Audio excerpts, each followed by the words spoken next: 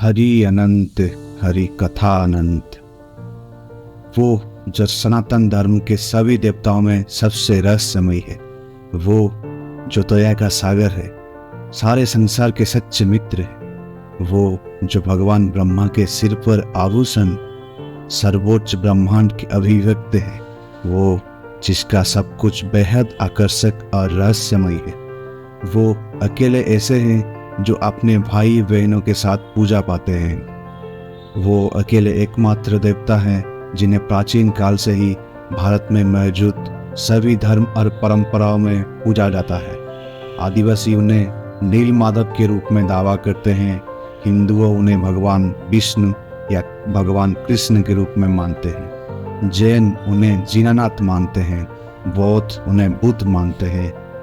वो है जगत के नाथ प्रभु श्री जगन्नाथ। अगर आप हमारे चैनल पे नए हो तो इस चैनल को लाइक करें, शेयर करें और सब्सक्राइब करें। चलिए दोस्तों, अभी चलते हैं हमारे कहानी की तरफ। पुरी का श्री जगन्नाथ मंदिर एक हिंदू मंदिर है जो जगन्नाथ भगवान को समर्पित है। यह भारत में ओडिशा राज्य के तटवर्ती शहर पुरी में स्थित है। जगन्नाथ शब्द का अर्थ जगत के स्वामी। इनकी नगरी जगन्नाथपुरी या पुरी कहलाती है। इस मंदिर को हिंदुओं के चारों धामों में से एक माना जाता है। वैष्णव संप्रदाय का मंदिर है जो भगवान विष्णु के अवतार श्री कृष्ण को समर्पित है। इस मंदिर का वार्षिकोत्सव रथ यात्रा बहुत प्रसिद्ध है। इसमें मंदिर के तीनों मुख्य देवता भगवान जगन्नाथ, उनके बड़े भ्राता बलभद्र और भगिनी सुभद्रा तीन अलग अलग भव्य और सुसज्जित रथ में विराजमान होकर नगर की यात्रा को निकलते हैं। ऐसा माना जाता है कि सतयुग में इंद्रदम्नु नाम के एक वैष्णव राजा रहते थे, जिनका राज्य अवंती से मालवा तक फैला हुआ था, जिसकी राजधानी अवंती थी, जो वर्तमान में आंध्र प्रदेश और राजस्थान है। भगवान विष्णु के भक्त होने के कारण हमेशा उनकी एक झलक पाने के लिए उत्सुक रहते थे। एक दिन एक यात्रा करने वाला भिक्षु उनके महल में आ पहुंचे। उन्होंने उग्रदेश यानी आज के उड़ीसा के बारे में बताते हुए कहा कि विश्व बसु नाम के एक सबर आदिवासी सरदार एक गुप्त गुफा में नील माधव के रूप में भगवान विष्णु की पूजा करते हैं। ये इसके बारे में सटीक स्थान या अन्य जानकारी नहीं दे सके, लेकिन राजा इंद्रदम्न भगवान विष्णु को देखने के लिए बेचैन हो गए। तब उग्रदेश का पता लगाने और विश्व वसु को खोजने की उत्सुकता हुई। उन्होंने महल के मुख्य पुजारी के भाई विद्यापति को आदेश दिया कि वो नील माधव की खोज करें। विद्यापति, जो पहले ही कई देशों का यात्रा कर चुके थे, उन्होंने राजा के आदेश अनुसार उग्रदेश की तलाश में निकल पड़े। विद्यापति बड़ी लंबी यात्रा के बाद उग्रदेश में पहुंचे। वो यहाँ के सबर सरदार विश्वावसु से मिले। उन्होंने अपनी पहचान और उद्देश्य को छुपाते हुए उससे दोस्ती कर ली। वहाँ रहते हुए उनकी मुलाकात विश्वावसु की सुंदर युवा बेटी ललिता से हुई। जल्दी उन्हें प्यार हो गया। फिर उन्होंने गुपचुप तरीके से शादी कर ली। इसके बाद विद्यापति कुछ दिन अपने ससुराल में रहे। उन्होंने ससुराल में रहते हुए देखा कि विश्वावसु आधी रात को बाहर जा रहे थे, फिर अगले दिन लौट रहे थे। उनके शरीर से चंदन और कस्तूरी की मीठी सुगंध निकल रही थी। विद्यापति ने जब ललिता से उसके बारे में पूछा तो वो पहले तो टाल गई, लेकिन कुछ देर बाद अपने पिता के निर्देशों के खिलाफ खुलासा किया कि उसके पिता नील माधव की पूजा करते हैं, जंगल में एक गुफा में जाते हैं। विद्यापति इस जानकारी की तलाश में थे। उन्हें ये जानकर बहुत खुशी हुई। वे गुफा के स्थान को जानने के लिए उत्सुक हो गए ताकि वो उसके बारे में राजा इंद्रदम्नु को बता सकें। फिर उन्होंने ललिता से लगातार अनुरोध किया कि वे नीलमाधव को देखने के लिए गुफा की यात्रा की व्यवस्था करें। पहले तो ललिता ने यह कहकर मना कर दिया कि ये असंभव है, क्योंकि उसके पिता कभी सहमत नहीं होंगे। हालांकि कुछ झिझक के बाद उसने अपने पिता से इस संबंध में बात की। उनके पिता अपनी बेटी के अनुरोध को मानते हुए अनिच्छा से सहमत हुए।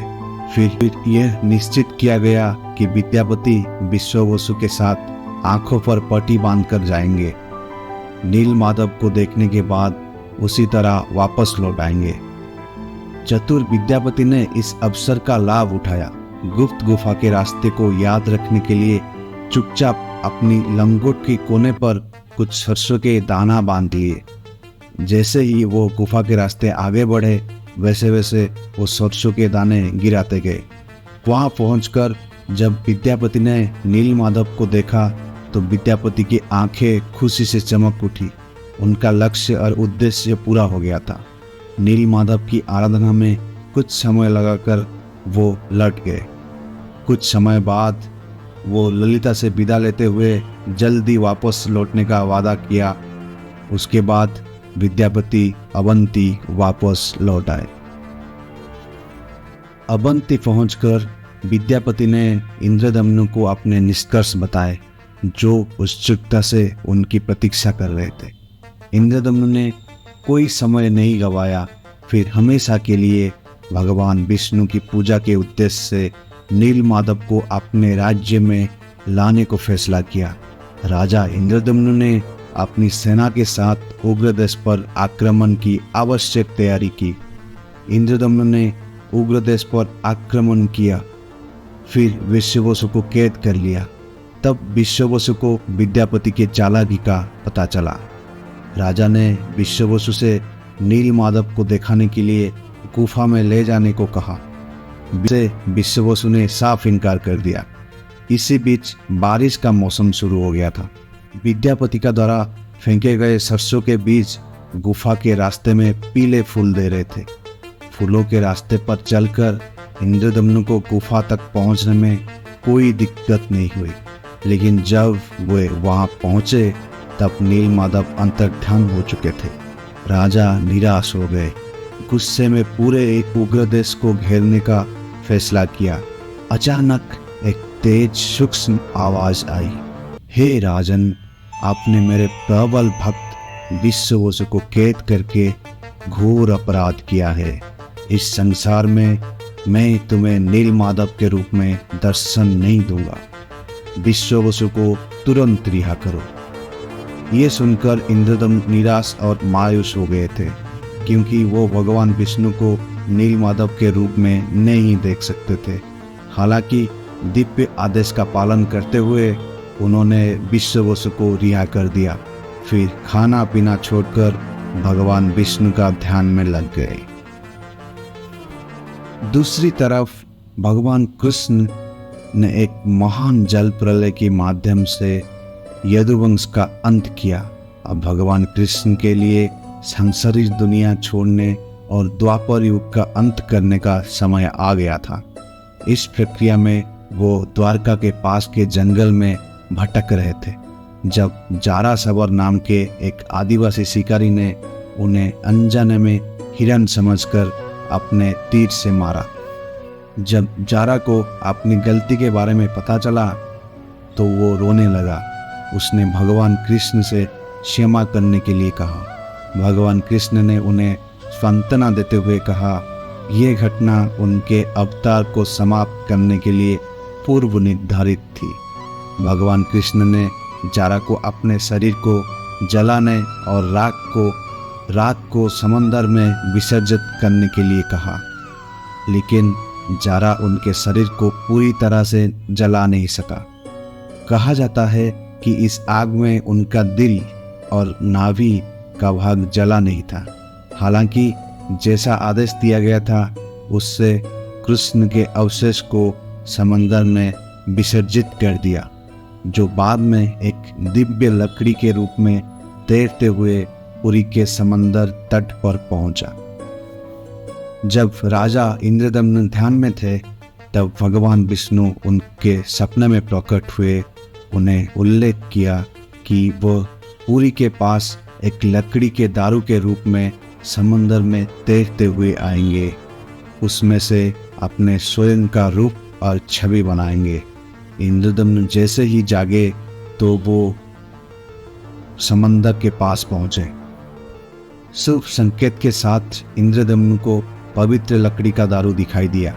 वे उसे विश्ववसु की सहायता से महल के पास एक मंच पर ले आए।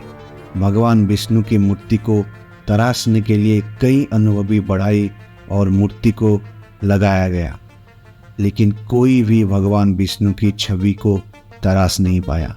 राजा इंद्रदम्न चिंतित हो गए कि कैसे भगवान विष्णु को आकार दिया जाए। राजा की चिंता के समय ही एक बूढ़ा व्यक्ति महल में आया, जिसने अपने आप को अनंत महाराणा बताया, जैसे दिव्य बढ़ाई विश्वकर्मा माना जाता है। उन्होंने राजा को भरोसा दिलाया कि वो मूर्ति निर्माण कर सकते हैं, लेकिन कुछ शर्त पर कि वो मूर्ति को 21 दिन में बनाएंगे। वो इसे अकेले ही बनाएंगे। जब तक वो अपना काम पूरा नहीं कर लेते तब तक उन्हें कोई भी परेशान नहीं करेगा, ना ही कोई महल के अंदर प्रवेश करेगा। राजा इंद्रदम्न ने उसके सारे शर्त मान ली। फिर उस बूढ़े ने महल का दरवाज़ा बंद करते हुए काम करना शुरू कर दिया। लोगों को सिर्फ हथौड़ी छेनी की आवाज़ सुनाई दी। इस तरह 2 हफ्ते बीत गए। फिर उन्हें एक दिन कुछ भी सुनाई नहीं दिया। रानी गुंडीचा उत्सुक और बेचैन हो गए। उन्होंने सोचा कि बूढ़ा आदमी बिना भोजन और पानी के भूख प्यास से मर गया होगा। रानी ने इंद्रदम्न से उस बूढ़े व्यक्ति को बचाने का आग्रह किया।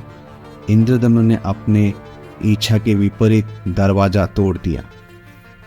जब राजा ने अंदर प्रवेश किया तो देखा कि बूढ़ा कारीगर गायब हो गया था, जो अपने पीछे आधी बनी 3 मूर्तियां छोड़ गया था। राजा ने वादा तोड़ने के अपने कृत्य के लिए पश्चाताप किया। फिर अपने जीवन का समाप्त करने के बारे में सोचा। तभी एक सूक्ष्म आवाज ने घोषणा की, हे राजन, आपने अपना वादा तोड़ दिया, समय से पहले दरवाजा खोल दिया। अफसोस ना करें, अब मैं स्वयं को इस रूप में भक्तों के सामने प्रकट करूंगा। मेरी यथाविधि स्थापना करो और पूजा करना शुरू करो। भगवान विष्णु के आश्वासन पर इंद्रदम्न ने नीलांचल पर्वत पर एक भव्य मंदिर का निर्माण कार्य शुरू किया। मंदिर के अभिषेक और जगन्नाथ जी का स्थापना के लिए वो अपनी रानी गुंडीचा के साथ ब्रह्मलोक गए। उन्होंने भगवान ब्रह्मा को आमंत्रित किया। जब इंद्रदेव और गुंडीचा ब्रह्मलोक पहुँचे तो भगवान ब्रह्मा गहरे ध्यान में थे। ऐसा कहा जाता है कि ब्रह्मलोक में एक दिन मृत्युलोक के 1 युग यानी मिलियन वर्ष के बराबर होता है। उन्होंने तब तक प्रतीक्षा की जब तक भगवान ब्रह्मा ने अपना ध्यान समाप्त नहीं किया। फिर उन्होंने भगवान ब्रह्मा से मंदिर को पवित्र करने और जगन्नाथ की स्थापना करने का अनुरोध किया। भगवान ब्रह्मा ने निमंत्रण स्वीकार किया। वे उनके साथ नीलांचल गए। जब वो लौटे तब तक 1 युग बीत चुका था। इस लंबी अवधि के दौरान इंद्रदम्न के द्वारा निर्मित मंदिर रेत से ढका हुआ था। एक नया पौराणिक राजा गाल माधव उसके राज्य पर शासन कर रहे थे। एक दिन जब गाल माधव अपने घोड़े पर यात्रा कर रहे थे तब घोड़े का खुर मंदिर के शिखर से टकराया गया था। उसने इस जगह की खुदाई कराई, फिर मंदिर का पुनरुद्धार किया। उसकी तरफ जब राजा भगवान ब्रह्मा के साथ वापस लौटे तब उन्होंने गाल माधव को अपने राज्य पर शासन करते और मंदिर के मालिक में रूप का दावा करते हुए पाया। उनके बीच विवाद हो गया। उन्होंने भगवान ब्रह्मा से मध्यस्थता करने को आग्रह किया। भगवान के पूछताछ पर यह स्पष्ट हुआ कि राजा इंद्रदम्न ने वास्तव में मंदिर का निर्माण किया था, लेकिन गाल माधव ने इसे बचाया। भगवान ब्रह्मा ने तब अभिषेक की अनुष्ठान को आगे बढ़ाया। राजा इंद्रदम्न की भक्ति उनकी पूजा व महान मंदिर के निर्माण से भगवान विष्णु बहुत प्रसन्न हुए और इस तरह जगन्नाथ मंदिर का स्थापन हुआ। इस वीडियो को अभी एंड करते हैं।